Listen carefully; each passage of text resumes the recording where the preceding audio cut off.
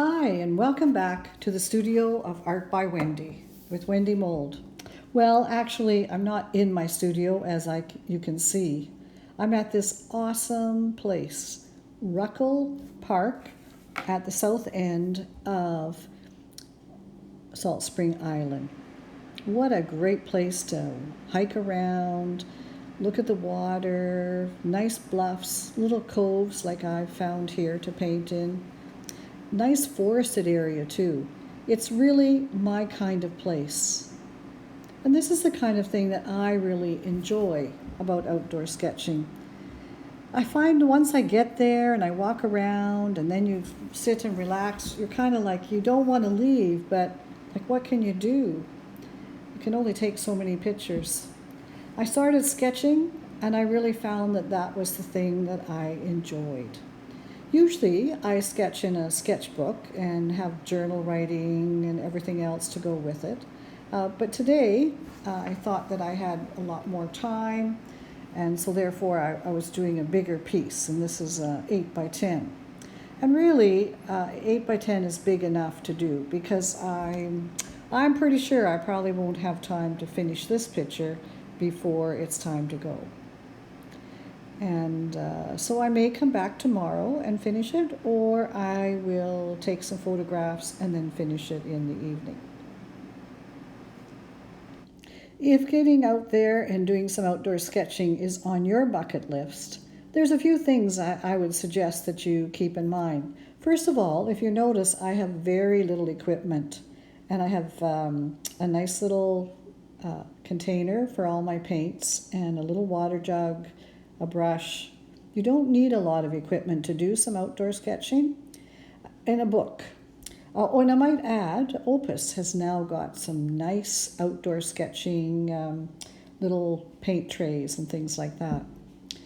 For a book, you don't want anything too big, something around a 5 by 8 size. As you can see, this is 8 by 10, and it takes quite a while to paint all of that surface. As well, the smaller book is much easier to pack because, of course, you're going to need a drink, a snack, maybe a lunch.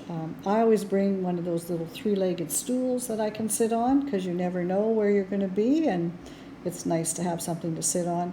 And, of course, a towel for Max so that he can lay around, play around, and do what he wants to do.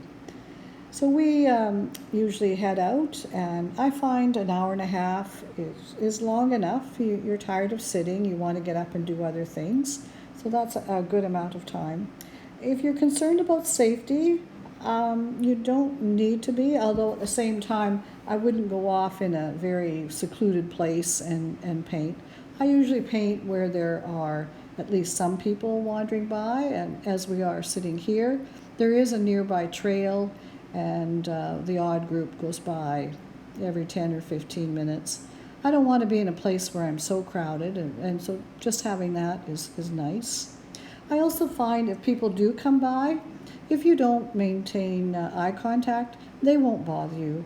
And of course, with COVID, people are more reluctant to step in and talk to you anyway.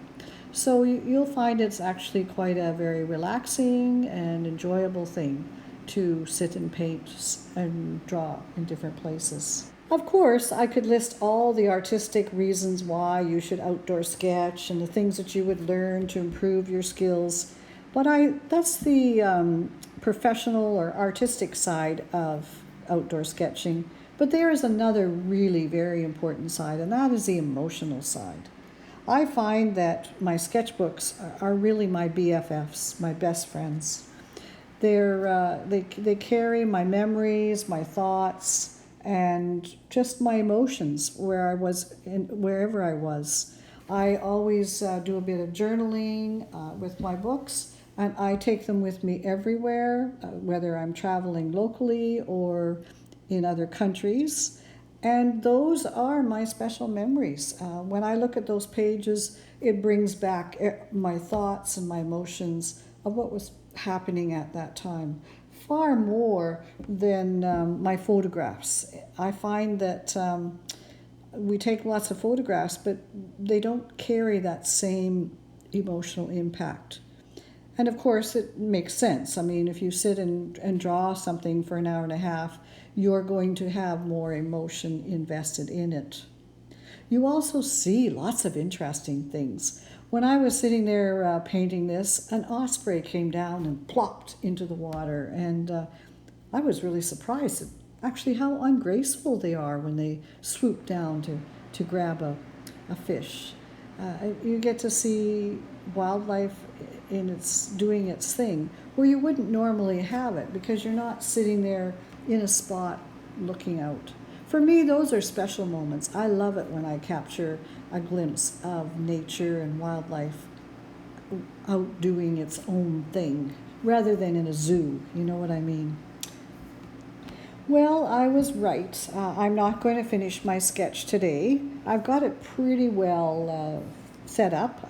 Doing the water won't be too bad to finish up later, and some work in the cove, and that's going to be a bit of a challenge.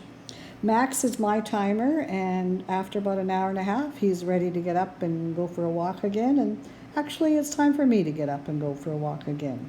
So that's what we're going to set off and do now. Well, I did go back and finish my picture. I thought you'd like to have a look at it. So I do wish you all the best. If outdoor sketching is in your horizon or on your bucket list, I hope that you have fun doing it as well. Wendy teaches outdoor sketching classes in the summer, and she teaches in her studio and online throughout the year. Wendy produces original work in pencil and in watercolor. She completes commission work, particularly pet portraits, and produces cards and prints from some of her work.